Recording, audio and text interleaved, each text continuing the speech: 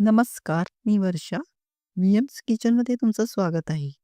आज आपण घरच्या घरी हॉटेल स्टाईल पालक पनीर कसे बनवायचे त्याची रेसिपी पाहूयात. चला तर वळूयात कृतीकडे. सर्वात आधी एक जुडी पालकाची पाने देठ मोडून निवडून मग 2 ते 3 वेळा स्वच्छ धुवून घेतली. त्यानंतर एका भांड्यात पाणी गरम करून उकळी आल्यावर त्यात पालकाची पाने घातली.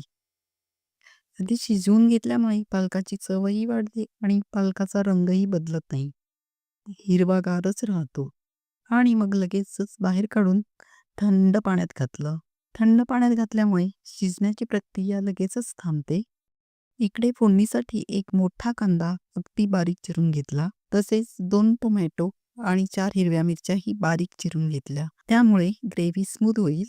आणि मग 3 ते 4 लसूण पाकळ्या आणि अर्धा इंच आलं ठेचून बारीक किसून घेतलं. लसूण भरपूरच टाकायचा, कारण पालकाच्या रेसिपीत जिरा आणि लसणामुळे भाजीला चांगला फ्लेवर येतो. ही झाली आपली पूर्वतयारी. मग आता ग्रेव्ही बनवण्यासाठी पालकाची पाने मिक्सरच्या भांड्यात घेऊन त्यात 2 हिरव्या मिरच्या आणि 4 ते 5 काजू घालून मिक्सरला फिरवून पेस्ट करून घेतली. इकडे एका बाजूला 200 ग्राम अमूल पनीरचे चौकोनी तुकडे करून घेऊन अर्ध्या तासासाठी कोमट पाण्यात भिजत ठेवले, म्हणजे पनीर मऊ होते. अमूलचे पनीर थोडे रबरी असते, त्यामुळे ही प्रोसेस करायची. आता फोडणीसाठी कढईत 2 मोठे चमचे तेल घातले. इथे तुम्ही बटरचाही वापर करू शकता.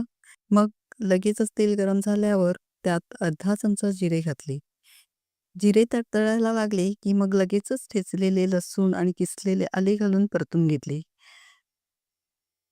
मग 2 हिरव्या मिरच्या आणि एक मोठा बारीक चिरलेला कांदा घालून कांदा सोनेरी होईस्तोवर परतवून घेतला. मग त्यात बारीक चिरलेला टोमॅटो घालून लगेचच चवीपुरेसे मीठ घातले. मीठ घातल्यामुळे टोमॅटो लवकर शिजून मऊ होईल. आता त्यात 2 चमचे लाल मिरची पावडर, 1 चमचा धणे पावडर, अर्धा चमचा गरम मसाला आणि अर्धा चमचा हळद घातली. आणि मग तेल सुटेपर्यंत परतून घेतली. मग लगेचच वाटलेल्या पालकाची ग्रेव्ही घालून कन्सिस्टन्सीसाठी थोडे अर्धा ग्लास गरम पाणी घातले. तुम्ही तुम्हाला पाहिजे तेवढे पाणी घालू शकता, पण ही भाजी थोडी दाटसरच असते. मग झाकण ठेवून 2 ते 4 मिनिटं उकळी येऊ दिली. तुम्हाला हा व्हिडिओ आवडला तर नक्की लाईक आणि कमेंट करा. माझ्या छोट्या चॅनलला खूप सपोर्ट होईल. सर्वात शेवटी गरम पाण्यात भिजत घातलेले पनीरचे तुकडे घालून मग परत झाकण ठेवून 5 ते 7 मिनिटे शिजवून घेतले. काही जण पनीर तळूनही घेतात, पण मी हे असेच गरम पाण्यात शिजवून घालणार आहे. त्यामुळे असे सॉफ्ट पनीर खायला छान लागते. पालकाची टेस्ट पण आतपर्यंत उतरते.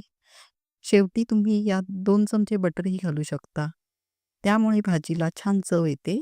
आता आपली पौष्टिक अशी पालक पनीरची भाजी तयार आहे. इथे तुम्ही क्रीमी टेक्स्चर हवं असेल तर फ्रेश क्रीमही वापरू शकता. आणि वरून कसुरी मेथीही क्रश करून घालू शकता. पण माझ्याकडे नव्हती तर मी नाही वापरली. आता आपली एकदम टेस्टी अशी घरगुती चवीची पालक पनीरची भाजी तयार आहे. जर तुम्हाला अशाच प्रकारच्या रेसिपीज पाहायच्या असतील तर या प्लेलिस्टवर क्लिक करून चॅनलला नक्की लाईक आणि सबस्क्राईब करा.